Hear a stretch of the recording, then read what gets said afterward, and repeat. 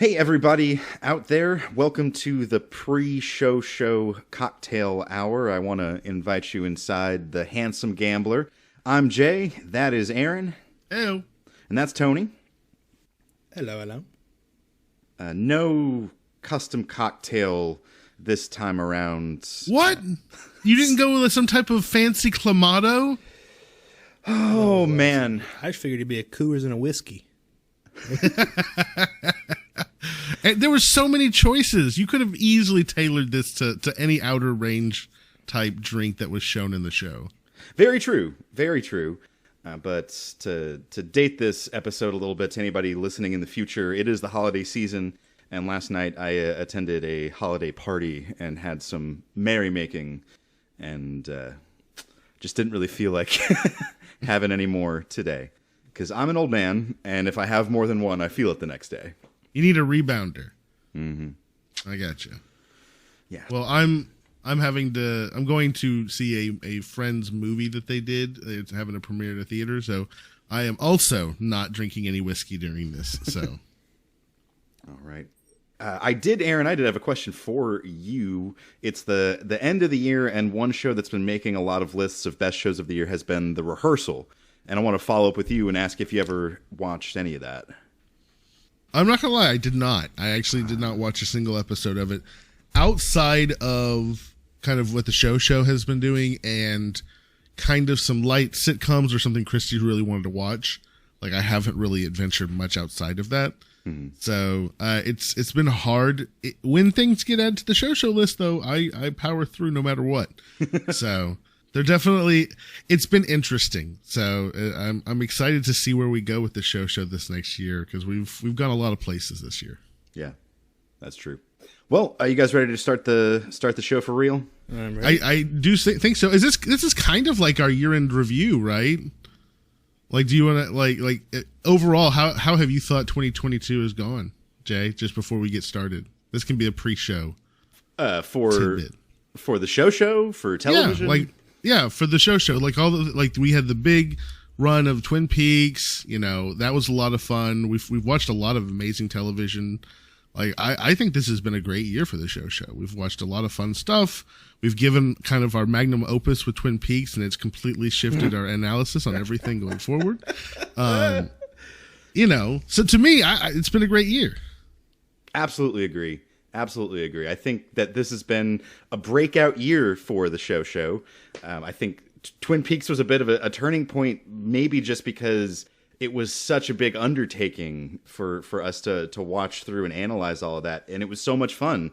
And I guess something that occurred to me recently was that maybe we were a Twin Peaks podcast all along. We just didn't know it. Maybe we were Dougie and we hadn't awakened into our true selves yet. We were Dale Cooper this whole time. We thought we were Dougie. I mean, I'd stay married to Naomi Watts, but yeah, Dougie got the good end of the deal there.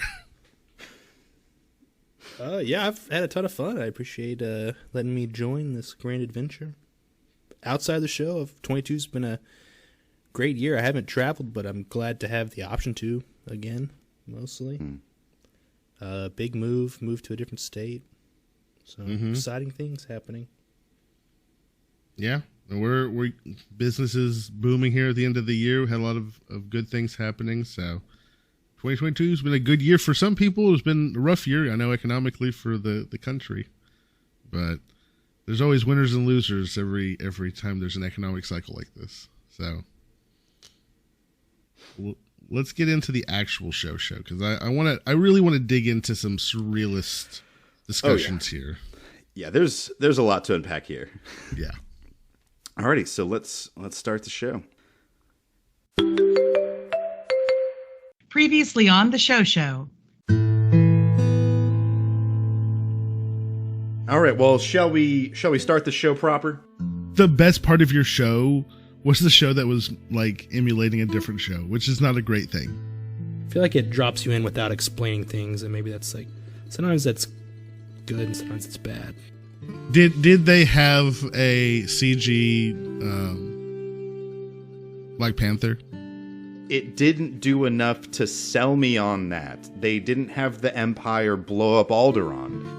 It was just like, we need someone to wear the cyber skeleton and fly around with no wiener and lose to Atom Smasher. So we're going to sacrifice David Martinez on this altar of really cool animation. We can save people. We can set their expectations so low that they'll be pleasantly surprised. It really goes off the rails. Can I be so bold as to say a little too many nips? It is sad that, like, I feel like we could write a show that does the same things was probably better. People out there are listening to our Mosquito Coast episode like never before. It's now our #1 episode.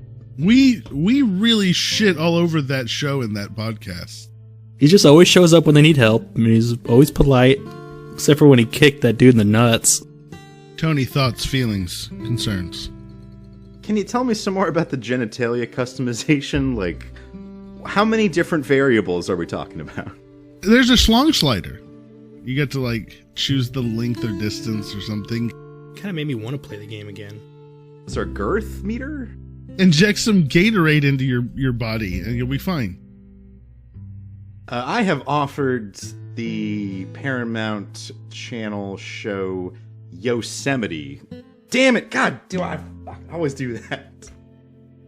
I don't want to go too far off the range here. Cattle ranching and, polygamy. It's got Josh Brolin in it. He did great as Thanos. He did great as both. That's the problem. Hello, and welcome to the Show, probably the world's best TV review podcast. Welcome to episode 55. Today we review the brand new 2022 Prime original series starring the great Josh Brolin. You ever wonder if the world's not what you think it is? This month on the Show, Outer Range. I'd like to welcome you inside the broadcast booth. I'm Jay. I'm joined, as always, by my two Hall of Famers. To my left, the man, the myth, the legend, Amelia County Steer Wrestling Champion 1886. It's Aaron. Howdy. And to my right, the king of binge watching. For the moment, my second favorite TP. He only started watching the show this morning. It's Tony. Glad to oblige. I know it. The listeners love it. They want procrastination. Check out our Instagram for news about the show, including updates on our postponed 2023 tour and cruise, along with plenty of other bonus content.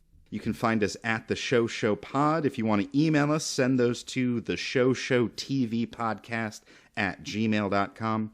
You can find our YouTube channel. That's Mandamus Radio. You got to do it. You can find me individually at J Suesponte. Aaron, where can we find you? You can find me on the Muscoverse at Tenacious Aaron. Not on Mastodon yet? No. Yeah, me neither. What is Mastodon? It's one of the upstart replacements. Is this the liberal, like, truth.com? Like, is that the liberals now reactionary, like, leaving Twitter en masse? Like, ridiculous. Very well could be. How about you, Tony? Where can you find you online? You can find me on Instagram at tpinquite. For those of you on the live stream, we may take calls later in the show if there's time, so get them lined up. You can call us at 888-787-1310. All right, boys, before we get into the Outer Range, I'd love to take a trip over to the unofficial scoreboard. Tony, anything for the unofficial scoreboard today? I've been trying to watch more movies lately. I went to see The Menu. It was good. I'm not saying go see it in theaters, but I think definitely worth a watch when it comes to streaming. It's kind of like a psychological thriller. It's not very gory, so I think you'll be able to get through that one. Jay, I also watched Violent Night. Heyo. You can definitely wait for streaming on that one, but it was an entertaining time. I mean, it's a fun holiday watch if you want like a Die Hard vibe from Santa. It's Die Hard, not slasher? Yeah. Okay. Have you been like going back to the movie theater going to see these movies? Yeah, I've been trying to go on Tuesdays if there's something good just because tickets are cheap. on Tuesdays. I'm like, yeah, if there's something good, I'll see it. But this month will be pretty busy. What is Avatar about to come out this weekend? Is that right? I'm gonna have to see it in IMAX. I'm sure the plot's not gonna be great, but it's gonna be beautiful. I mean, I don't know. I'm very much torn about the Avatar like series, because someone, you run into these reels on the internet that kind of like blow your mind, and someone did an analysis of Dances with Wolves and showed that it basically Dances with Wolves and Avatar is the same story, And Pocahontas. Yeah, you add a little Pocahontas and some aliens in there. It's the same story. And I don't know. Whenever Avatar came out, I was so underwhelmed by it. I feel like the people who are like, it's the most visually stunning thing I've ever seen, like never played video games with good cinematics. Like, I was stunned by how much acclaim it got. Like, I thought it was okay. Like, it was entertaining. But I didn't understand, other than James Cameron, blessed be he, the greatest director apparently of all time, creating it. I didn't get why Avatar got all the accolades. It didn't track for me. Well, I think his hot take, the AI he programmed, I think, was the cinematographer on this one. That also guards his house. It's an AI cinematographer?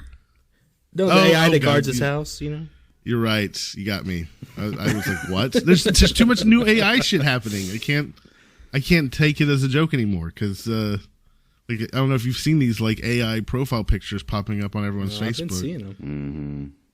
Like I was playing with the AI stuff like a couple of months ago, and I was making my own artwork, but it definitely had trouble understanding what a human's, like how many fingers and hands people had. But these new AI that now they're running everybody's portraits through, I think it's teaching them what humans look like. Mm-hmm. Like I think it's crazy, but this is a brilliant way to do it. Like, get people to take pictures of themselves. You just like inputted thousands of data points into those AI. Yeah, it's the same deal with, I think it's called Chat GPT. That's the big one. Yeah. Yeah, where you give it a prompt and it can write you a paper. It can write you a play. It's kind of scary and incredible, but part of the deal is that it's you're helping to teach the AI as part of the deal. I got a buddy who is like, hey, I'm going to make a video game, write this code for this program, takes the code that the AI writes for it, imports it in, and then starts adding in his visual elements. And is now doesn't have to hire a coder. He's using the AI to write each piece of code and then just assemble it all together. Isn't that crazy? Sweet. It's incredible. So, again, we've talked about this before. Like, AI, it's going to be the next, like, atomic bomb. It's going to change everything. Well, all this stuff is like machine learning stuff. It's not really like artificial intelligence. It's just like repetitive tasks that are becoming automated through machine learning. For sure, but think about how many jobs are repetitive tasks that are going to be taken away by machine learning. Yeah. Data entry, analysis. Hell, like, it's going to be easier to have an AI draft out, like, little articles that you would normally have, startup writers writing, right, for a newspaper. Mm-hmm. Why ever have those kids write that when you can have an AI write everything? Yeah, I guess it could be, if it gets good enough and people get good enough at using it, it's like, my job's not really that important per se for me to know what I'm doing, but y'all, like, you could have people that are too dumb to do the jobs that they're doing because they're just getting something to write the paper for them, so it's a good paper and they get a good grade where they don't really know what they're talking about anymore.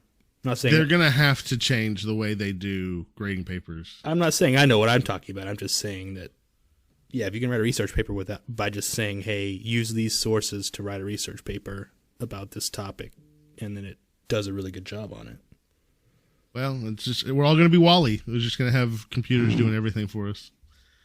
Speaking of weird TV shows about culture and society, I watched Kimmy Schmidt, like the first 3 seasons of it, the Netflix original show, which I don't know if any of you guys have seen it. Yeah, definitely. I watched the first season. Yeah, so like the first season I really enjoyed, but it starts to really lose its, flavor after a couple of seasons because no real reason for it to exist, right? Whenever it's like the mole women coming out and, you know, getting to know modern society, like, okay, that's fun. But there just never was a progression of anything. And after 4 years, Kimmy Schmidt just felt really stupid. Like, I guess you're stunted because you've been in a hole for 15 years. But I just felt like at some point you're going to progress. Also, Tina Fey is hit or miss for me on her style of humor. Like, it's a bit over the top at times, which I enjoy. But then other times it's so over the top that it's just like, you're kind of beating a dead horse here. We can let this one go and keep going. So I'm torn on that one. I'd probably give that one like a 6.5, just because it was entertaining at times, but it lost its new shiny sheen after about a season and a half. You famously once told me that you need to give up on 30 Rock once Matt Damon shows up. I stand by that statement. And I'm a huge fan of almost everything Tina Fey does, and especially of 30 Rock. And it's one of my comfort shows that I watch and I fall asleep to sometimes. And every time that I get to Matt Damon, I hear Aaron Robinson in my head.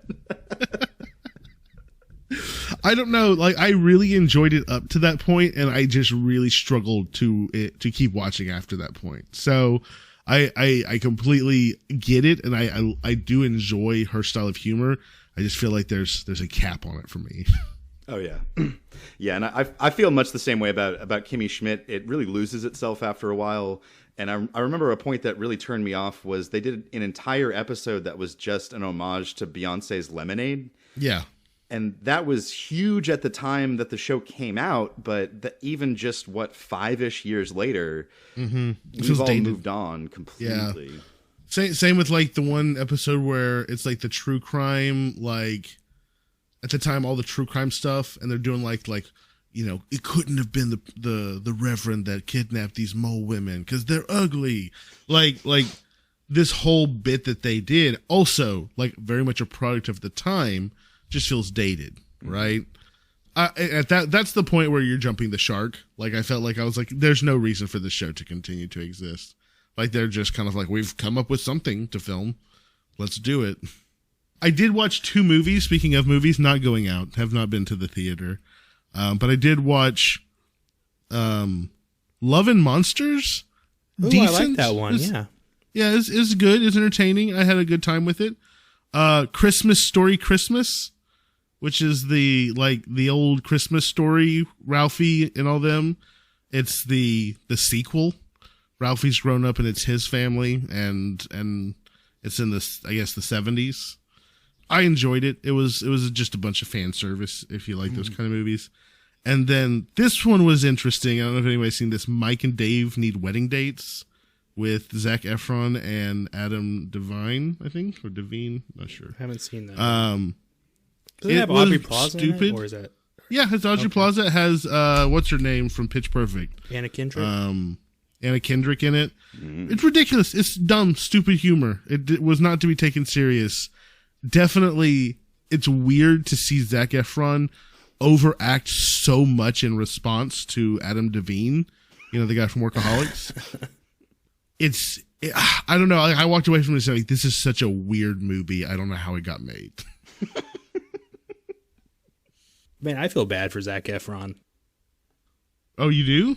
His face is messed up, and that's like half of his claim to fame. Like, I guess I don't feel too bad for famous people, but I'm sure he's wealthy beyond my wildest dreams. But like, did he get in an accident or something? Did something happen? He shattered his jaw, and now it's like, I guess his jaw's fine, but it's like his face is not the same face. Y'all can Google it. 2,000 years later. Of course, that's what I was doing. Yeah. He almost died when he shattered his jaw. Oh my god. Oh my gosh. He doesn't look the same. I feel bad for him. Well, that's terrible. I think that he's actually a decent actor, but it was, when did that happen? Like, you don't just, like, get back on the horse acting-wise with a broken jaw. That's going to take some rehab. He's been, like, the last, I don't know, 1 or 2 years. I'm not sure when that happened. I just remember seeing it, I was like, Okay. What? Crazy. Well, Jay, what about you? What has been on your unofficial scoreboard? Well, the World Cup has taken up a lot of my time recently, and I don't think it is any understatement to say that this last couple of weeks has been the greatest couple of weeks in sports history, going all the way back to when the Greeks were running around naked on Mount Olympus. Oh, wow. That's a big claim. I mean, and Plato was Olympian. I'm pretty sure he was super buff and threw shot put or something. So it's a big claim. And he missed out on this last couple of weeks by dying a couple thousand years ago. Yeah, that's also true. But so you're saying who give me the 10,000 foot view 30-second rundown of the drama. There's been a lot of great games, a lot of upsets, a lot of great performances, everything that you'd want out of a premier sports tournament. The Cinderella story of the moment is Morocco, the first ever nation from Africa to make it to the semifinals. Big deal, and especially since the World Cup is being held in an Islamic nation for the first time ever, the Islamic world has all kind of rallied around Morocco as their adopted team. So there's been a lot of outpouring of joy in a lot of places. So who's it down to, I guess? As of recording, we're down to the final four. We've got Argentina against Croatia. And then on the other side, we've got France playing Morocco. Final is 1 week from when we're recording today. And France and Morocco have a history, so that's got some interesting overtones. Yeah, there's been a lot of that, especially with Morocco in particular, because in order to get to this point, they defeated Spain and then Portugal. So there's been a lot of good jokes about the last time that Morocco was this successful in Iberia, it was 1492. Oh wow! Off the top of my head, the one show that I have dabbled into is I've started the first couple episodes of the new season of The White Lotus. Oh, that definitely is on my radar. Yeah. Speaking of Aubrey Plaza, she is in it, and if you liked season 1, I think you're going to like season 2 most definitely. Everything that was great about season 1 continues in the new one. The dark vibe, the dry comedy, the clueless rich people, the chaotic hotel manager. It's been great so far, and I'm looking forward to the rest of it. Excellent. Well, with that, are you guys ready to get into Outer Range? Let's get along, little doggies. Love it. This was an Aaron nomination to the Wheel of Randomonium. So, Aaron, if you would, introduce us to Outer Range. Absolutely. Outer Range, of course, is a science fiction neo-Western. I love that it's a neo-Western because that just means modern. It is an Amazon Prime original. It released in April of 2022. And it has been renewed for a second season, which I definitely, at the end of it, I came to the conclusion that it needs more. I need to see more to know what happens here with this story. But the premise of the story is essentially Royal Abbott, our main character, which is played by Josh Brolin, is a Wyoming rancher. He's fighting for his land and his family, who discovers a mysterious black void in his west pasture. This follows the arrival of a woman named Autumn, who is a drifter with some type of connection to his ranch. While the Abbott family is recently coping with the recent disappearance of the daughter-in-law Rebecca, or wife to Perry. I believe he's the oldest son of the Abbott family. They're kind of pushed to the brink while the rival family next door, the Tillersons, are trying to take their land, and a lot of drama and murder and death then ensues in this crazy neo-Western. And so with our cast, we have Royal, who is the patriarch. We have Autumn, the woman who's come to the West Pasture. We have Cecilia Abbott, which is Royal Abbott's wife. We have Perry, which is the eldest son, and he is the father of Amy and the husband to Rebecca. We have Rhett Abbott, which is the younger son. We have the deputy, Joy Hawk, who is a native and also the sheriff of the county. And then we have the neighbors. We have Billy, Luke, and Wayne Tillerson, which are the rowdy neighbor boys. And Then we have Wayne Tillerson, which is the father or patriarch of the Tillerson family. And I can't remember what's the wife's. Patricia Tillerson is the mother of the Tillerson boys, but apparently estranged from her husband. I think that kind of, we also have Amy, which is Perry's daughter. And that kind of gives us our main cast and crew of everyone involved. And so with our first episode, we kind of are introduced to everybody. And right off the bat, we find out the Tillersons want the West Pasture and they're coming for it. We're not really sure why. We're introduced to this hole that's just in the West Pasture, which has a big black void in it, which apparently you can like put your hand through and it turns like black when you do so. And we then see Perry literally beat the shit out of and kill, the young Trevor Tillerson. And that's kind of the kickoff of the beginning of the show. Right off the bat, what did you guys think? Like this kind of threw us into this world very quickly, I felt. Let me pose you a question about the first episode. When we see Royal in the first episode with the hole, did that communicate to you? Did you assume that meant that was Royal discovering the hole for the first time? That's what it did for me. Like, they weren't consistent with that part. Yeah. He's doing a lot of experiment. Oh, how deep? What is this? Let me throw different things in here. Shovel some dirt in there. I've never seen this before. Completely agree. It very much led you to the belief that the hole was discovered for the first time, or at least Royal had come into like seeing it for the first time. Yeah, I don't like it when things do like that level of this stuff. You know, like frame it like we think he's discovering it for the first time, but don't like send him through a little like hypothesis phase for us to watch. Like he really, really, really doesn't know what's happening. So right. This is interesting because Christy had raised this point that she felt there were some levels of amnesia associated with the whole. And I disputed this because as we find out later, Autumn is in fact Amy. There's the future version of Amy, and Royal is a time traveler. He's from the 1800s, and after accidentally killing his father, he finds a hole, falls through it, and then comes out in the, 1960s? Yeah, 60s. Right. And we see him not only discover the hole, but we see him create the hole. Yeah. Like his emotions create the hole, or the hole reacts to his emotions and desire. Yeah. Almost. No, he very clearly describes the event and discusses it and talks about it later. Mm-hmm. It could be that we don't know about from the time he comes out as a little boy to that moment, has the hole been non-existent, missing, not there, right? And so his reaction to it is, 50 years later. And it's kind of like, is this my mind messing with me? Is this real? Is it back? Is this thing that brought me to the future here?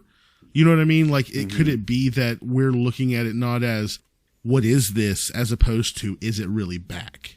Could you see it that way, maybe?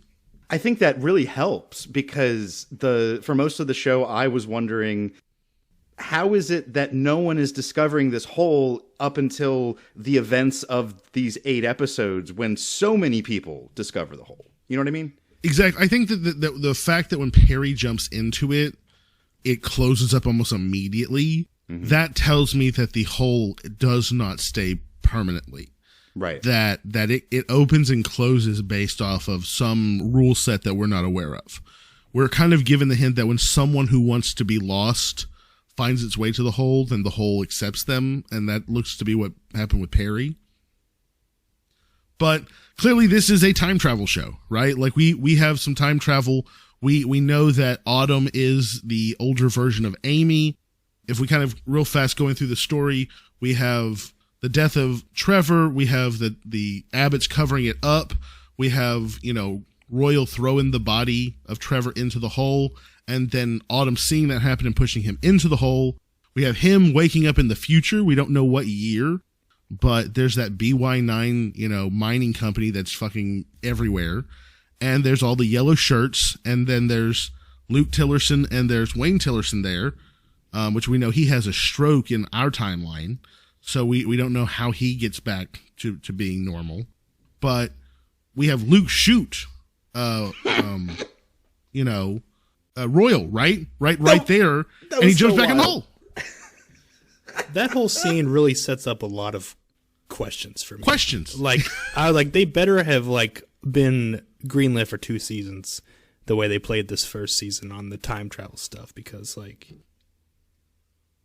too many things from that scene are not explained in the season at all. Yeah, why is Luke still pissed off enough to shoot him when we see him basically turn into a cold-blooded murderer, and he wants to land. He knows what he doesn't know what the hole is, but he knows about it. Presumably by then he knows exactly what happened. So why is he acting like his brother just died 2 days ago and he's trying to exact revenge? Like no one got caught. Perry confessed, so justice has not been completely had, but for him, he would understand. Well, but you remember Billy gets shot at the end of the show, right? Billy gets shot in the neck by Royal. Oh my God. That shot, that was Leo Johnson level, one-arm sniping. Waldo the bird is dead. Well, to be fair, he had the windshield shot, as a bipod. 70, 80 shots, not hitting anything whatsoever through the windshield. And then one single sniper shot through the neck, right? That was No Country for Old Men badass shit. It was. I think that personally Luke being pissed off at that moment is related to the death of Billy, not to Trevor. Okay? Probably. But we don't know yet. But this is where there's some inconsistency. I still feel like there's some holes here. Because we have Autumn showing up. We have Autumn showing up, and it's kind of revealed. It's revealed at the end that she's clearly Amy, right? It's got the scar on her head. The end, or were we slapped in the face with that from the very beginning? Ooh, Tony with the hot take. The scar, I called it. I definitely said that to Chrissy. I was like, "That's definitely Amy." It was the episode 1. I'm like, this seems like. I got to the point where I'm like, it was so they kept transitioning on the same person. They kept transitioning from Autumn to Amy directly. Autumn. And I'm like, what? Oh, this better not be Amy, because at this point it's insulting almost. I literally said that to Chrissy. I was like, that's probably who that is. Because whenever the moment was when they were both looking at the symbol, I was like, well, that's just her as a future version of her. And that was right. But this is where I kind of got frustrated. We see her in the future seeing Royal, right? We also see her in the future with Cecilia watching Royal die, right? When Royal eats the black shit, he has that vision, right, of his death. Mm-hmm. But then she comes to town. She says, I used to be in a cult. So that means that those events that we saw with the yellow shirt, that was earlier for her. But that's in the future. So what happened? Where did Amy go? Did Amy and Rebecca go off to the future whenever Rebecca abducts Amy? And or did they go to the past? You see what I'm saying? Or did they stay right there? The hole's closed. Yeah. How does Amy get back to the time at the older age to even have these interactions? I thought you see what I'm saying? Where did that even happen? And there's too many, this is obviously a one timeline fate time travel show, because it feels she has affected her own timeline. She basically got her dad to confess, which then ruins her family because he goes and throws himself in the hole, which separates her and leads her down the path to create who she is as an adult. Well, I don't know though. I don't know if that changed anything. You're right. That's what I'm saying. Maybe that's always. It's it hasn't changed anything. It's always happened that way because it's already happened, I guess, basically. Yeah, I see what you're saying. He always turned himself in. That's why BY9 had the land and was milking it for time oil. That's what this show's about. It's time oil. I thought they were gonna there were black rocks, and he found a black rock underneath the body of that dude, and then there was the orange amber. I thought they were going to figure out that the black rocks, if you're holding that or not holding anything and you go in, you'll pop out in the future. Maybe how much of the black rocks you have is how far you go or something, and then like the amber rocks I thought would take you backwards, because obviously like everything that's gone in the hole that we've seen has gone forward, but well, we don't know that. The body came back. The body came back, right? We don't know into where the body future, went. like it went into the future because it hadn't decomposed. Well, you're right. It did go into the future. Yeah, and he went into the future. Appeared in the future. He went into the future. And he went into the future, and then but when he jumped back in from the future, he went to the past, I guess. So I think that here's the difference, though. I think that you're right. He did jump back into the past when he went back into the hole at that point. But the time oil, which we're forgetting the main time oil. I'm just saying, when Luke struck that Texas T, and all of a sudden the buffalo start shooting out in full herds, that is the moment that I was like, okay, it makes sense why they're pumping it. But that's the same stuff as the dried stuff that Royal finds in the stone and Billy finds in his dad's rock. It's just the dried out version of it, right? It's the same stuff. But it clearly has something to do with bringing time around. It felt inconsistent. It felt like their rules were not fully stapled down when they started writing the show. Did anyone else feel that way? By the end, I felt that way. It felt like Lynch walked off the project about halfway through episode 3. Because episode 1 and 2 were gripping, intense, and starting around episode 3, it all just kind of unravels. The end of episode 2 was that the scene where Josh Brolin goes through the hole and we see the other side that we've talked about. Yeah. And oh man, like that episode ends with him running back into the hole. Like, you know, they got the soldiers and the oil derricks pumping. Like, give me that show. Give me all of that. I was all in at that moment. And I wish it could have delivered. Mm-hmm. But can I give you my crazy Charlie in front of the whiteboard? Yeah, let's do it. I've stumbled onto a major company conspiracy, Mac. How about that for stress? Like we talked about, the hole is inconsistent on what distance through time you travel, and I like your guys' theories about the rocks helping to determine that. I do like that. But when Josh Brolin goes through the hole, it's like everyone there is waiting for him. Yeah. Because if I remember right, there's lights. There's a timer. They've got it cordoned off. There's the timer. Yeah, exactly. And it's almost like by that point, wherever that is in time, they've been able to predict when things will come through. Hence why they're all waiting for him. And the sheriff is there and Luke is there with the guns. So there's been some kind of kangaroo justice decided that when Josh Brolin comes through the hole, this is your chance. You get to exact revenge here. And maybe I've watched too much Star Trek, but my mind didn't go to time travel at first. My mind went to alternate universe. Mm-hmm.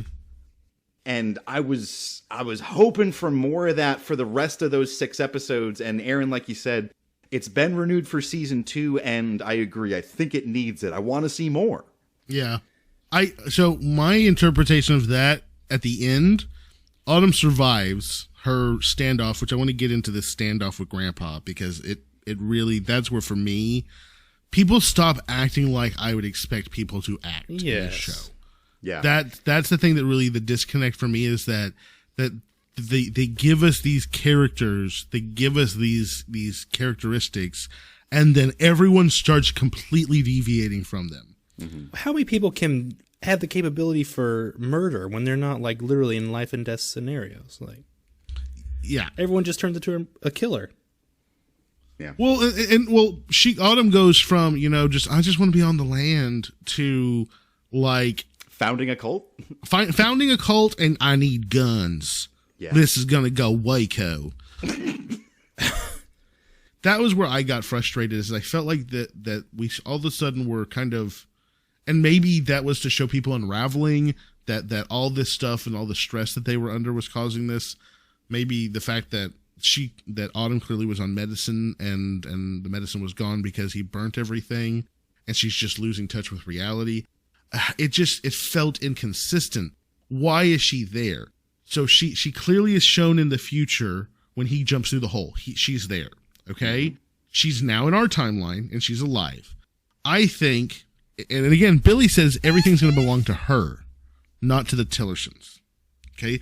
So putting on my interpretation tinfoil hat, Autumn keeps on growing and getting older, and at the time that her young self, is at the age of 20, and is standing there in the cult, she's also, because you can, there's no paradox issue here.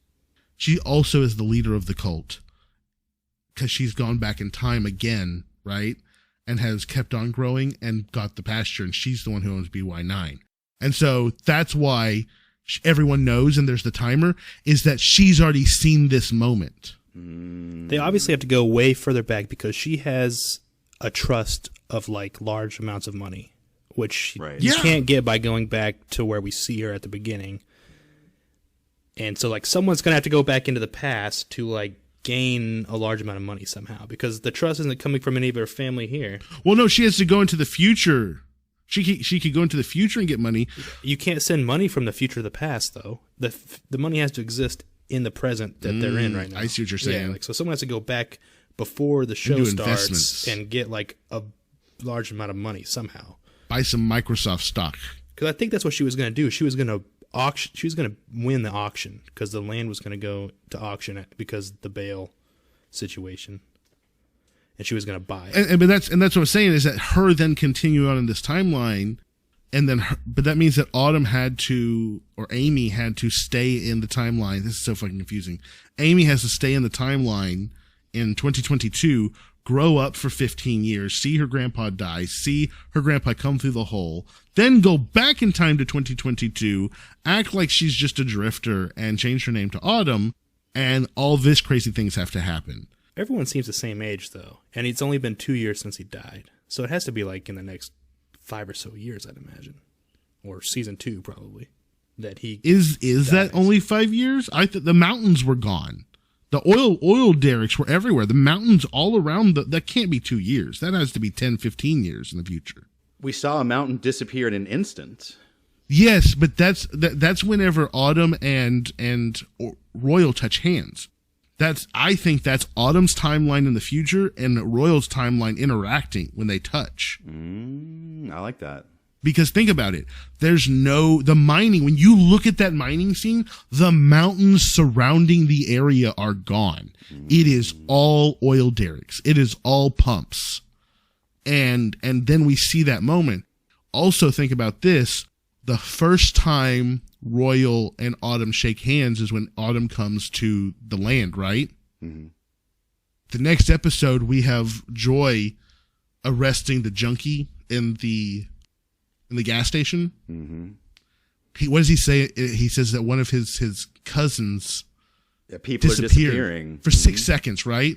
Mm-hmm. He disappeared for 6 seconds. Okay, and it was his meth head cousin. I got this off the internet, so I'm not going to act like I'm a genius. But his meth head cousin probably dead in 6 years, so when they touched hands, he disappears because in the future timeline he doesn't exist anymore. Oh, I like that. It makes sense that she is from the future. I feel like the show has given us enough tips to prove that Autumn is from the future. So she has set it up. She knows about time travel, knows how to get money invested so that she has what she needs to do what she's doing. But at the same time, she's fucking losing her shit. I'm just mad at all. I don't have my own kids, but I guess since my friends started having kids, you included, Jay, I just get mad at all these people in shows and movies that just obviously they don't value their kids at all. Not just her dad. Well, okay, the mom runs off to hide to wait for this special moment. That's not cool to me, but maybe I could halfway understand it. But Perry throwing himself in the hole when his wife already doesn't have a mother, that's nope. Would a parent do that? I don't think they would. And then okay, Josh Brolin going all I'm just gonna go murder her in public in the middle of the street. I don't give a frick. And who's gonna raise the kid? No one cares about Amy in this story, and it makes me mad. Well, didn't Billy even say, I feel like something bad's going to happen to your granddaughter? Because I think he knew that Autumn was Amy, I think. I didn't realize Bill Clinton played Billy. I don't know. Billy's voice Something that I've told Christy over and over again was that I didn't like anybody in this show. Mm-hmm. I didn't. I liked singing Billy. I didn't even like singing Billy. You did like Billy to me felt, and I love Christy. That was Christy's Bobby. She's like, oh, that's definitely my Bobby. I didn't have a Bobby in this show. Billy for me was annoying because it was always that falsetto, and I just was like, oh, do you have to sing Poison? Do you have to sing Every Rose Is a Thorn? Like, it's literally been done to death. That's what made Billy so fun for me, was that he was creepy as hell. Like, I thought they nailed it with him making the guy who can't stop singing creepy. That was great. Maybe it's because the first time we see him singing, he's in front of a full-length mirror and a pair of tidy whities. And, you know, man under 70 years old in tidy whities is like TV shorthand for, like, sexual deviant, right? I guess so. I didn't realize this, but I just saw that everyone does that standing in front of a mirror while they're like getting think dressed. about the McPoyles. oh, you're right. They are pretty deviant. You know? Oh, God. At one point, not at one point, at many points, the wardrobe for Billy was also incredible. Those crazy-ass shirts where they're Western, but they're, like, nuts. Tiny? Like, he had jellyfish on a Pearl Snap shirt. Yeah. That was incredible. I did not pay close enough attention to his wardrobe to be able to comment on that, so I'm going to have to take your word for it. I remember the jellyfish on the Pearl Snap shirt. I was also really sad to see him die, because I think if we assume that Luke was killed by the trampling buffalo, No, He's in the future. he's in the future. Oh, that's right. Okay. That's how we know the girl doesn't, like Autumn doesn't die, because she's there. All right. I retract my criticism then. Yeah. No. I'm going to dispute that. We don't know that. Because remember, our Autumn in our timeline, the one that almost got trampled, she said I was in a cult. Her in the yellow shirt with all the other yellow shirts, that I think is her cult time frame. So I don't think that that's her in the future. I think that that's the Amy Autumn, if that makes any sense. I think that is Amy living life as a cult member, like in this time cult, and that Autumn is the person after all that Amy becomes, that comes back in time and ultimately gets control of the farm. Like, I think that there's a pretty good argument that that's what is going on in the timeline here in this show. I don't know. Can we take a moment and slip into legal corner and talk about one of the plot points of this show? The fucking will, or the fucking land? Like, who owns the land? Oh, you know what? That too, but I wanted to talk about the bail. Okay, yeah, okay. So Perry has confessed. Yes. He has written a confession. He has voluntarily submitted to law enforcement detention. He has strong ties to the community in that his daughter is there. His parents are there. He grew up there. His family ranch is there. Mm-hmm. $500,000 bail for somebody who has confessed and has such strong ties to the community is absolutely ludicrous. Even beyond that, you can get a bail bond. Yeah. And pay 10% of the bail. You don't have to put up the full $500,000. Yeah. I thought that was I think 10%, was it not? Are we saying this dollar amount is way too high or way too low? Way too high. Oh, Way too high. No, the $500,000, that was the bail. If you went to a bail bondsman, you'd have to pay the bondsman 10%. Yeah. But when you go with the bail bondsman and you pay that 10%, that 10% is gone. If you Yeah. put it up yourself, you get it back if he shows up to court. This is all true, but I'd rather risk losing my car, $50,000, than my ranch, which is clearly well over $500,000.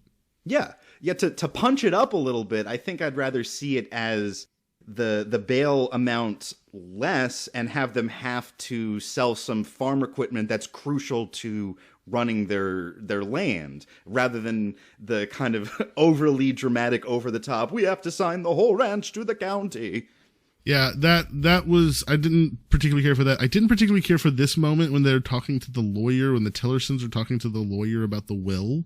Like, there's no power of attorney, and his will gives everything to Billy, but he never signed it. But we'll go ahead and start doing that because that's his wishes. I was like, hold on. Ridiculous. He didn't sign it. That's a pretty big factor in wills. Yeah. Yeah. And you mentioned about the land transfer. Yeah. Oh my God. Like, all you have to do is just pay off one low-level bureaucrat and you can just steal your neighbor's land? And adverse possession is not even a fucking claim in Wyoming, apparently. Oh wow. I'm just saying, if there's anything that's open and notorious, saying this is my land for 20 fucking years kind of seems like that. I mean, it was much more than 20 years, wasn't it? I thought that the Abbott family had been on that land for generations, right? Exactly, but as I'm saying, even if it was, let's say, part of the Tillersons' land when Royal came out of the hole, you see what I'm saying? Like, at least that's got to be, 50 years? Okay, so that's another point of the show that was unclear, was the visions that Wayne had of Royal coming out of the hole made me. We see a boy there when Royal comes that's out. Wayne. Yeah, that's Wayne. what that told me as well. Mm-hmm. But I struggle to reconcile that with the rest of the show. I didn't, only because I think that's what drove Wayne. He didn't know why the West Pasture was unique. He knew something about it. I think it's because he saw the hole as a boy. He saw Royal come out of the hole. He was in shock by it, ran home, and kind of like coping mechanism. He's a little boy. It gets buried, but it's always there, right? And we see him kind of obsessing over it for a while. And then whenever he goes out there and he has the vision, he says it was Royal. It was Royal coming out of the hole. Like, he has that realization at that moment. That's when he hits Royal in the head. He gets in the car. He runs back. He busts through the door and he's like, I found it. I found it. And he immediately has a stroke. Right? So to me, I think that was like vindication for him, that something that he couldn't nail down, a memory that was incomplete, incoherent, finally made sense for him. Mm-hmm. And he immediately has a stroke. So that's how I took that. You know, I have a hard time not believing is that, I mean, like, I'm not rich, and even I have a little camera drone. Like, how are they not every once in a while flying a camera drone over his West Pasture and seeing this big hole? It was just past the fence, like, not very far. And I don't even think it's illegal to fly in the air over someone's property. You don't have a reasonable expectation of privacy in the area above your land, as I learned in school. So it's like, how they don't have like a regularly scheduled like drone fly pass going over there? They would find that hole quickly. What about like anybody from like the military or satellites? The mom flying in on a helicopter, like, oh hey, there's a big black spot over there when I was coming in. There's definitely some aspects of the show that I felt.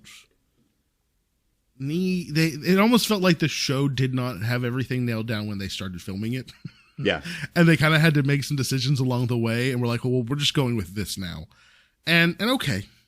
But I didn't even realize this till Tony kind of put it this way, is that there are two different things. There's the hole and there's the time oil, right? And they serve two different functions. The hole seems to be a portal two different times, mostly to the future, but we have one instance to the past. Whereas the other one either induces visions of different times or can create just in its liquid form, a massive rift for which things can travel from different timelines into our world, right? Because it was like a whole herd of buffalo. Now, my question is the show even linear? Like, we see Joy, the sheriff, walking. She's gonna have to climb out of that oil swimming pool after those buffalo get through. What was I say? The buffalo that she sees, is that the buffalo that Luke let out at that nighttime? Like, are we seeing a different time period for her? I'm pretty sure until that hole opened up, she's trapped like 100 years in the past, or I mean more than 100 years. What do you mean? Where I'm lost then. When she went to that guy's land, I think she stumbled into the past. Like when she sees the herd of buffalo and all the Native American tents, like she's like, oh shit, I'm like in the past. Oh, I think that all came to the future. You can't hide I think that. that's all because there's the black line. Like I think that black line she follows, I think that's a crack, and I think that's like all come through.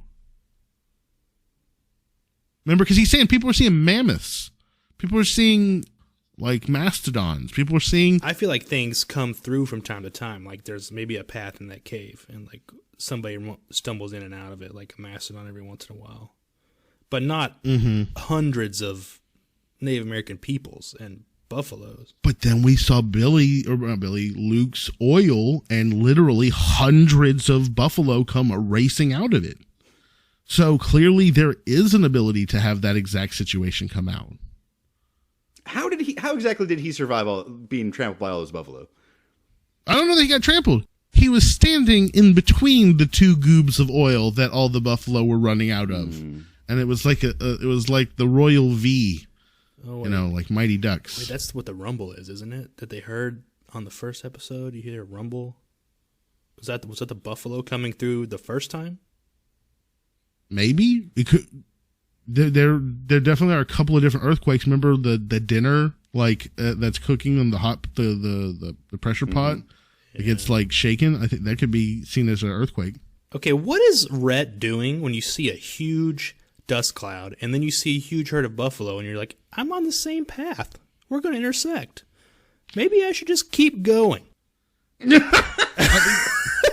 Why don't you like slow down? It almost feels like he doesn't realize it's buffalo till he's in the midst of all of them. Yeah, but I mean, if I saw a huge dust cloud moving towards me, I'd be like, maybe I should slow down so I don't like just run into this thing. And then you see that like in the from the audience's point of view, you see them obviously running. And then he's like, I'm going to wait till I almost run into one. And then it's too late. Now I have to drive through. I'm like, okay. He didn't even put on his blinker. He's so inconsistent. This is one of my complaints about this show is I didn't like Perry. Like we've talked about his shitty parenting and his inability to control his temper and beat the shit out of someone. Rhett, though, I didn't care for either. Like he just generally, I don't know. He felt very lackluster as a character. I was like this whole like he's apparently broke his shoulder or something in this final stand, but he's got to redeem himself. And it's fine. Like, he just completely is fine. Yeah, I figured he, like, broke his collarbone. Now that I have rode this bull for 8 seconds, I have been completely restored. It was just like, I'm going to leave my family and run off with my girlfriend. Okay. Like, it didn't, to me, those moments didn't feel necessary. I wanted better for Maria. It's also weird that, like, it's not weird. I guess hopefully we get, I mean, I don't know, about season 2. But it's like, how does she know so much and also know so little, Autumn? Like, she thinks her father is innocent until she finds out. She's like, oh, that's not true. Like, she thinks she, like, blames Royal for her life being ruined. Because she thinks he killed that guy, and then he thinks her dad took the fall, and then he disappeared on her, is what I'm assuming. Kind of like her life path follows. That seems like a very reasonable interpretation. So she like knows all about the future, the whole, and she knows a lot of events, but she doesn't know what actually happened until she gets here. She doesn't remember her childhood at all. That's the thing. Does she? Royal says that he doesn't remember his childhood and then literally won't stop talking about killing his father for the last 2 episodes. Like, I feel like Autumn has said the same thing. I don't remember anything from before I was 9 years old. She's 9 when her mom comes and picks her up. So I think she just blocked out. I know that, but that's what I'm saying though. Is that, do we believe Autumn? I don't really believe that. Just like it's shown that we can't really believe Royal. Because Royal lies. Autumn has lied the whole entire show. The entire beginning of her meeting Royal is all a lie. Right? So, I don't know that I trust her when she says she doesn't remember. I think she knows exactly. And I think that you actually made it clear to me that she thinks that Royal was the one that caused all these problems. And so that's why she goes fucking manic and starts trying to, go David Koresh on him. Props to her and Billy they really went for it on the makeout sessions in this show. Oh my God. Unnecessary. It's hilarious. Gratuitous, I think, is the term that I would use to describe the makeout sessions between Autumn. Although I liked the Maria and Rhett makeout sessions. I was like, I can get behind this. I just thought it was hilarious when Billy, he starts singing the song that's in the background playing while they're making out in the bank. That part just, made me love Billy even more. Yeah, I love that. Hey, you have a gun, get out of the bank. Oh, you're making out with Billy? Well, you don't have to get out anymore. We're just going to watch. Well, also just lying to the police about, where Rhett was, that would not just kind of be dropped. Yeah. Yeah. It was like, oh, where were you? I was with my girl. We lied about that. Oh, okay. Well, I guess you weren't with your girl. I feel like this show has a lot of potential. I feel like there's a lot of interesting things that they're trying to do. I feel like it also suffered a little bit from the movie monster problem, that the more that the story kind of started to form up, that we kind of saw a picture of what this was trying to do, it felt like it was harder for me to be like, oh, okay, this is mysterious and interesting. I felt like it just kind of meandered after it revealed that it was time travel. The knowledge of Royal that knew exactly, not exactly, but he almost knew exactly what was going on with the hole, just makes all his previous actions colored differently. He should have told his boys, listen, they're not going to find the body, and if they do, the evidence will not support that he was murdered at that bar. Because the coroner report, you know what I mean? He would have known that the body would have, whenever it pops back up in the future, or even better in the past, the death report's not going to match up with the timeline evidence or something. You just be like, this is interesting. Does the time travel require conscious thought? Because when Royal goes through, he goes into the future and into the past. When Trevor goes through, yes, technically he goes to the future, but we don't know, does he actually go into the future, or does it just take him 4 days for his body to fall out the hole?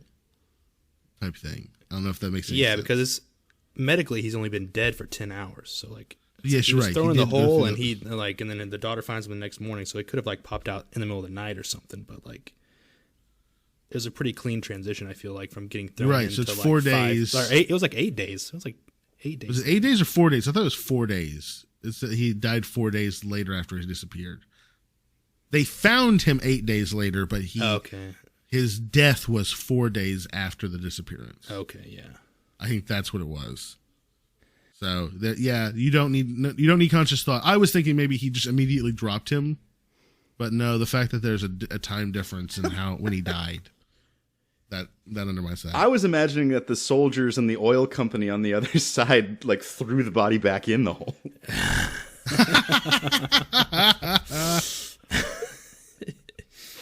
Nope, that's not what we need. Throw it back in. What is this? Isn't this the plot for Looper? You can't go back and kill yourself. You can't commit crimes, so they send people into the future to be killed, and they're not technically dying in their they're not being killed. They're being killed where they don't even exist anymore. It's so people in the future. It's people in the future are killing people from the past that are being sent there to be killed. This is confusing. Something like that. Except for this one, I think is different. Is that people from the past are coming to the future and messing with it? I just it's not consistent. I just kept I hate mentioning leftovers all the time, but I'm just if this was the leftovers, they like to let the mystery be, but they wrap the individual seasons up. Yeah. This end was not the end that we didn't get any answers for the vision, not the vision, his experience going into the future. It's like that scene in Superman versus Batman where all of a sudden there's like the future like army of Superman shit, and it's just completely out of left field and not explained whatsoever. That's kind of how I feel like some of the things in this were. It's like we have this good idea, maybe they cut an episode. I feel like this should have been 10 episodes. I think they needed 2 more episodes to explain everything, and those episodes were cut for some reason. I thought it's kind of like Tokyo Vice. The joke's anal, right? Did I get the joke correctly? Like, I feel like we kind of came to the same conclusion that you kind of set us up to ask these questions, but then you didn't deliver in the same season. You know, Well, I thought they were framing. I thought that Buffalo Head was the Arrow Buffalo. They kept walking around, and I thought Wayne kind of like almost knew like he could never find it, but he knew it was happening. And I thought maybe he had gone into the past or something at one point. I don't know. I thought the Buffalo was going to be connected to something. Like I said, I already thought the rocks were going to like. I thought they were going to figure out how to go backwards or forwards. And I thought like maybe something was going to happen like. Royal was going to go back to before it all started at the very end of this season or something and try to fix it. Okay, so I want to bring up the bear situation. Yes.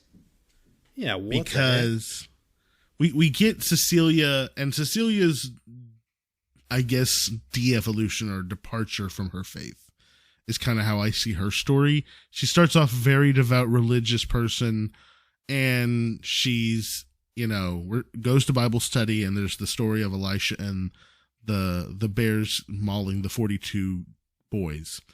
And, everyone's kind of stunned. They don't know really what to say about it. And then we have her go off. We have the death of Trevor. We have them covering it up and her kind of seeing that. And I feel like that starts to build that guilt.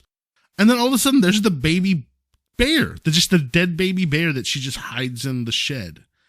And it's just so weird because nothing makes sense through those sequences. Like, and then Papa Bear shows up or Mama Bear and she shoots and kills it. And she just loses her faith through that process. I don't understand the purpose. My first initial thought was she was going to use that bear to create like some evidence that the Trevor was like somehow attacked by it. Like she was going to leave like some, like use its like entrails or something like to plant like evidence. I don't know, or claws or something. And then my second understanding was like she's trying to, like the Bible story, punish herself with the bear. Like she bites her hand with the bear's mouth. Like she's trying to like repent, I guess, somehow in some sort of weird way. Jay, what did you think about the bears? Well, this is a great example of what's so great about the show because I need a couple of people smarter than me to analyze these shows because I'm so dumb. I thought it was the same bear.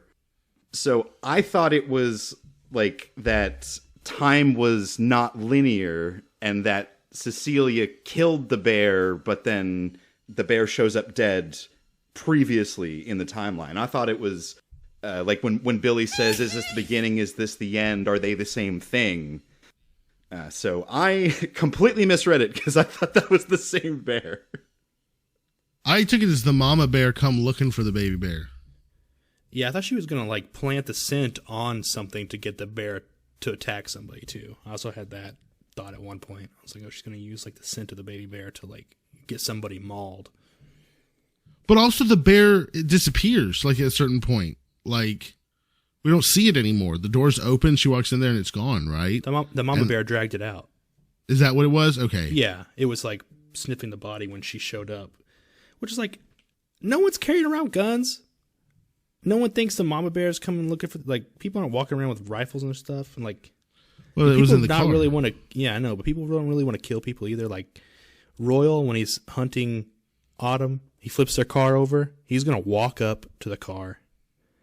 Like, I'm sure he assumed that she's dead, but like, you're going to walk straight up, put your gun away, like lean down your head to look under the car when you know she has a ton of guns. And if she's still alive, she's just going to shoot you in the face. Like, yeah, you're not going to like park your car with the lights facing it, run off into the dark with your rifle scoped in on it, looking for like movement, looking for where she is. And like, just like, do you want to kill her or not? He did no scope Billy while driving, so. I thought he was scoping. I thought he was kind of like leaning over, checking the scope. I don't know. It was some multitasking. I did a little research into the Elisha story and was reading some commentary on it. And Elisha is a prophet in the Bible. He was taught by Elijah, and the story of the bear happened shortly after Elijah is famously taken up in the chariot of fire. And so Elisha is left on his own as the new prophet of the Lord. And in these passages, we see him doing many nice, great things for people that are downtrodden, that are individuals who are suffering. And we also see him losing his temper and basically calling bears to come and eat 42 young men. And the commentary, when I was reading it, they were talking about how this is one of a tough story in the scripture where you see someone who gets great power and then perhaps misuses it, but also does good things. Maybe showing that, humans throughout time all make mistakes, do wrong things, but also like what happens when you maybe don't have a mentor, you don't have guidance, and you're all just given great authority or power. I feel like a lot of this story maybe is, and maybe that's the parallel here with Cecilia, is that she's looking for guidance. She feels very lost. And in the same way that Elijah had no guidance because he lost his temper with the bears, she has no guidance with what's going on. Her boys have created murder. We see the whole standoff between her and Patricia. She's clearly like suffering morally in that situation. She feels like that they've done something wrong. So to me, this is really a moral struggle for Cecilia throughout this whole show. And she's seeing everything, her family, her values, her farm, all of it just kind of melt right in front of her. I like that interpretation quite a lot. And I think the Oscar goes to Cecilia on this show. I thought her performance was absolutely spectacular. Yeah, I would agree. I liked I feel like the show, not making fun of religion, but I liked it because it kind of echoed my viewpoints. I thought that story, maybe it was all that stuff too, but I thought it was just kind of like showing a little bit of the ridiculousness sometimes of the Bible. Like a lot of the stuff in Leviticus about like can't eat shellfish and like mixed fibers and stuff like that. Like just like, I don't know. I agree with Josh Brolin's personally, I agree with his little thing where it's like, if you're going to make God omniscient and omnipotent, and let him have the glory for all the good in the world, he also has to have the responsibility of the bad. That's kind of like, I share that view personally. It's the Spinoza view of God, that God is everything. It's all the bad, all the good. It's all of it all together. You can't have both. When tragedies and horrible things happen, you can't be like, well, no one knows God's design, and then pretend to know that it's God's plan when good things happen. You can't. It can't be both ways. You can't not know, and then you can't also know just because something's good. Yeah, as it is said, it rains on the just and the unjust alike. So I think that, to me, I find the stories of the scripture to be very interesting from a perspective of they show humanity and all of its glory, flaws, altruism, and selfishness. And I think that's what's great about those kind of texts, whether it's the Talmud or the Quran, the Bible. We see that human beings are the same throughout ages, and that, I don't know, to me, that brings a little bit of comfort to know that whether we're dealing with the 1880s, the 1400s, the 300s, greed, selfishness, murder, desire, happiness, sadness, depression, all these things are kind of universal to humanity throughout time. We just experience it through different means, different things maybe triggering it. So, and again, any text can kind of capture that as well. I think that, for example, the things that in Leviticus, you said, silly things in Leviticus, I find a lot of those things, if you look at the time and place, eating shellfish in the desert when there's certain health requirements and cleanliness requirements, can also be very practical. Having fiber of different types of, strains, when you wash it, can cause it to shrink and others to not, therefore causing the clothing on your back to wear out faster. So some of those things that were done during that time period, I think, practically make sense to people in the middle of the desert in 2,000, 3,000 years ago. So I think that people then take those things and turn them into something more than they were. And I think that that's where religion kind of fills in the gaps of stuff that maybe gets outdated. Yep. I've trashed on the show, but I did like it. I just wanted a little bit more. Same here. Wrapping up. Like, it doesn't have to wrap up everything. Like, there's going to be a second season, but, like, not enough was wrapped up. It's like you mentioned Tokyo Vice. Like, they almost did a bait and switch where we never got to the flash forward. And I really don't like it when people, like, it was obviously, like, trick me, but don't use, like, fast of hand, like, him, like, not knowing what the hole does. Like, that part turns me off when it's like, that's a lie to me. That's not like a trick. That's like you like showed me something wrong so that I'd believe it. Like, yeah, I feel bait and switch is not a good thing. This is also, is it the no, the other one was HBO Max, right? That's what it was, Tokyo Vice is on. But I do feel like because, and again, maybe there's so much competition in the television realm that they kind of bake in the answer to the second season because they want to maximize their shot of getting pulled for a second season. Because if you can get 2, then you can probably get 3, 4, 5. So I mean, what do you think, Jay? Do you feel like this is the new tactic? I hope not. I really hope that creators would set out from the outset just to make a great show and not necessarily game it too much. But it would not surprise me at all to think that that's a tactic being used. It is weird how much art is driven by the market, right? Like, it's funny. It's funny to me to hear people bitch and moan and complain about all the Marvel movies. At the same time, they're huge, money makers, right? Like Nickelback. Like Nickelback, apparently. I feel like, and again, art and what people like are not always like the bottom barrel things that most people like, and like high art are not always the same, right? Like, I'm pretty sure that people who are going out to Billy Bob's probably aren't also going to the Louvre. So I think that there's levels here, but I don't know. I feel like shows like this, like the market is driving, because there's so much competition, the market is driving us to this place where we have to get a second season. And the only way to try and ensure that is to give us a little tidbit, but not fill it in. And so I'm curious if going forward, we start seeing more and more of these, like these double season hooks as the way that they try and ensure that they get 2 seasons out. Because if your show doesn't get renewed for a second season, the likelihood of it coming back is pretty low. Whereas if you can get 3, 4 seasons, Amazon can buy you. Fox can renew you. ABC can bring you back, right? Like all of a sudden now you're a reboot. You're a comeback, and that's a completely new valuable IP. You might have stumbled onto something there with the market forces, because I was just reading about how Disney has brought back their old CEO after he was only out of the job for like a year and a half after being on the job for like 20. Yeah. And one of the reasons why they brought him back was that Disney Plus is not doing as well as they want it to do, or they projected it to do. It lost, I think it was $1.5 billion last year. Mm-hmm. And part of the reason why it turns out for all of these producers that streaming is so expensive is that all of us were only on the hook for 1 month when we subscribe.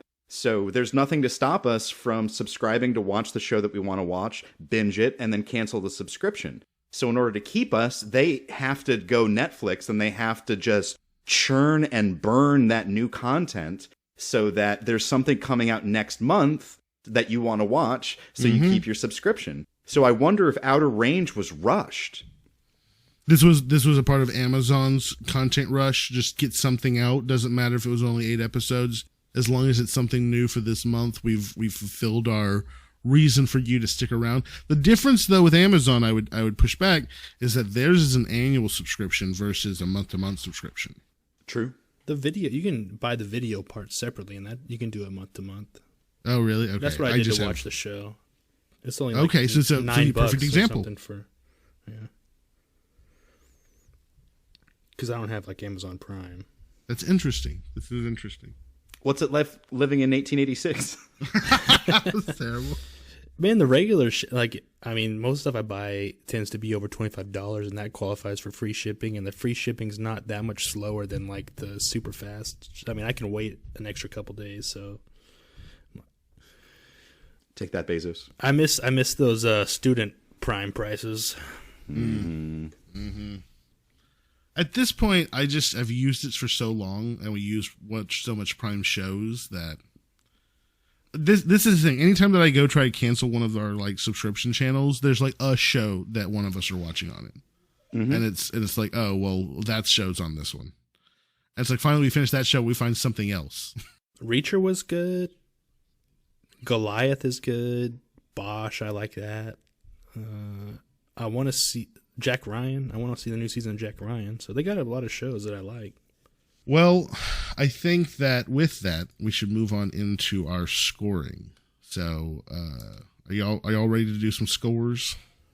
Sure. Do we have an object to score with? I might suggest handfuls of dirt. Yes, I'm cool with handfuls of dirt. Throw into your mouth and then wash out with a beer. Yeah, exactly. I interpreted that as he was bleeding internally, and he was just trying to stop the bleeding with some dirt and beer. Oh gosh. But maybe he had like really dry mouth, and somehow they like put a thin coat of mud in there somehow. I don't know. Like I asked Christy, I was like, is that true grit? There it is. Oh no, he said it. Oh no. Yellowstone Sam strikes again. All right, so Jay, do you want to start us off? I feel like me and Tony have actually taken the lead on this one. You have been more quiet this time around. Sure, I'll lead off here. Aaron, you described the show earlier with a phrase that really caught my ear, and this is part of a kind of general grand theory of television that I've come up with after watching this show. But you said the show was mysterious, interesting, and meandering, and I think if we take those three elements and then we add one more of some sort of supernatural element in this show, I think we might have a television ideology that I'd like to call Lynchism, Lindelhofism. Okay. You know, like Marxism - Leninism, the official ideology of the Soviet Union. I think the official television ideology of what I like might boil down to Lynchism / Lindelhofism. Would it be Lynchian Lindelism? Ooh, I like that better. I like that. The double L's. I love shows like this even when they're not good. And this show, at the end of the day, was not good. But I loved it. I loved it. Shouting at the TV when stuff didn't make sense. I love talking about it with you guys. I think for show it was 10 out of the 10. But for the quality of this show, I'm going to give this just 5 handfuls of dirt, smack dab in the middle of the range. How about you, Aaron? I feel like I definitely diatribed a bit on this one. And it's because, like you said, I do enjoy weird, bizarre, keep you guessing stuff. And surrealism, any of that stuff, I really eat it up. And I felt like there was a lot of potential here. And I just feel like the execution of it at times stumbled. So I come to about a 6 because I think that the potential there, they can right the ship. They can retcon and explain some of the stuff away that doesn't make sense. They can give us some grand story on Amy and kind of get us to Autumn. I think that they can right this ship. But where we are, I felt like we got half of a season. Even with the big climactic finale, which I don't dispute is very much a finale episode, it still felt like halfway through a season. This needed to be either 12 or 16 episodes. They needed to do it right. And because we got either a rush job or a hack job, we end up with a six barrels of time oil instead of what it should be. So I agree with you. This is a fun one for talking, for discussion. This is the kind of stuff where they leave you guessing. I just feel like it could have been executed in a much better fashion. How about you, Tony? Well put. Tony, what about you? Me, I know I trashed on it too, but I'm going to give it a 7 handfuls of barrels of thyme oil. I loved the scenery. Wyoming apparently is beautiful. I loved the actors. I think everyone did well in their roles. No one felt like horrible or anything. Like I thought, and some people, like Jay mentioned, the mom. I thought Justin Brolin was great in it, but he's got that Western cowboy thing down at this point. So I really liked all that. I had problems with a few things. One thing, because I don't work directly with electricity, but I'm like, how did the roller rink still have electricity? No one's paying that bill. Like, why are they still letting electricity go to there? Anyway, I liked the Dippy's Dairy Queen rebranding. It was obviously like the Dairy Queen symbol there, where Yes. Perry and his daughter are eating there.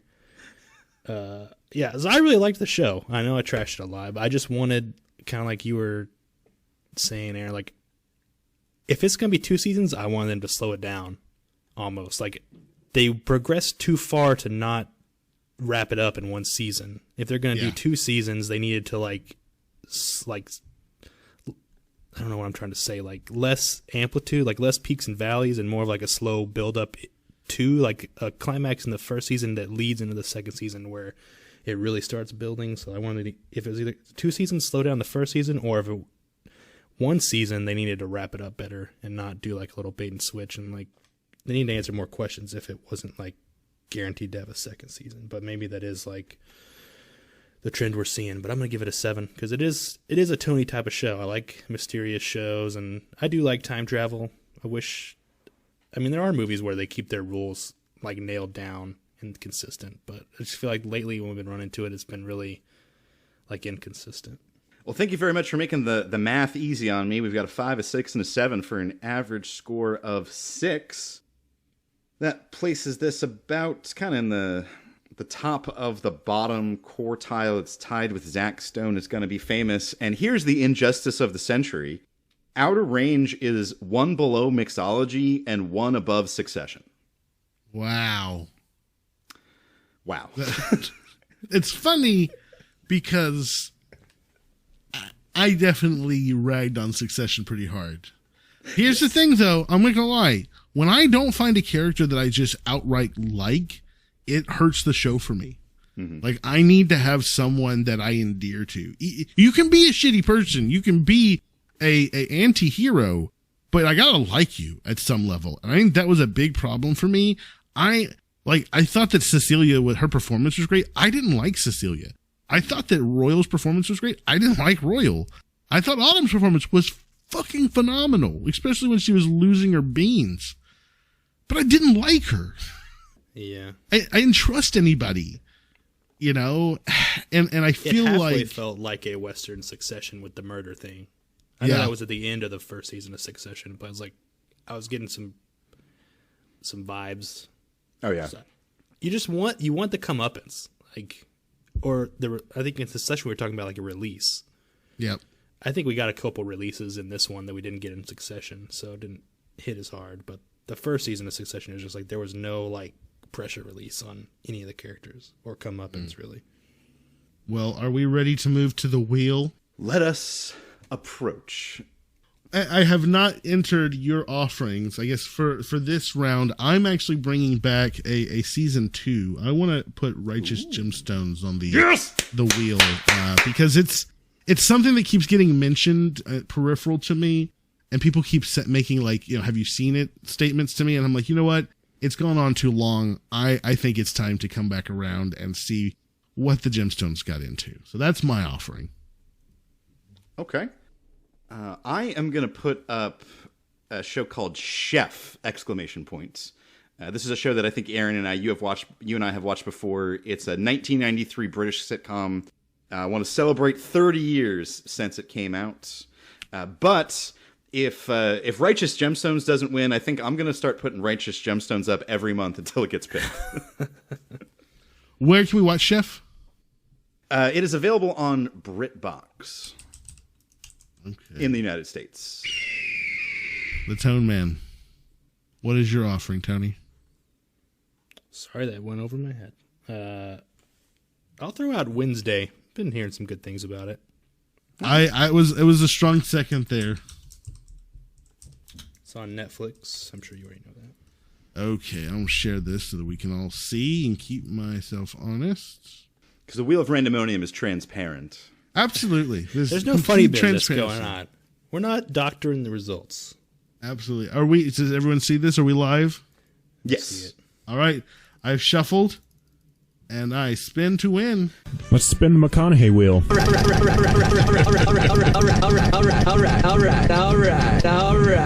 Spin. Wheel of morality. Turn. Round, What is the round. lesson that we shall learn? And it's Chef. Ooh, I had a feeling. It's a good feeling. I'm excited. I've seen this before. I'm excited because I've talked to Christy about this, and her family is obsessed with like these type British shows, and they've never seen it. So this is great. Yeah, it's not. I would say it's not really a popular show. It's not one that a lot of people are gonna know. It's really more just something that me and my family love, and it suffers from a bit of it gets a little worse each season as it goes along. But I'm really excited to talk about it with you guys. That's kind of like Black Books, right? I'm a huge fan of Black Books, and each season gets progressively more ridiculous. Yeah, and it's obvious with Chef. In the last season, they go from the previous two were made on film, and the last one's made on video, and it's 1995 video. Yeah. So like you can tell the budget got cut. Well, I'm excited. I'm really excited to get into this because it's been probably close to 10 years since I've seen it. Oh wow. And it's been a while since we've done any kind of British shows on the show. Yep. I'm kind of struggling to think of any.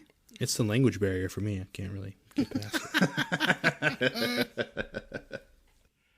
All right, boys. Well, next time, Chef, to celebrate 30 years of this fantastic show.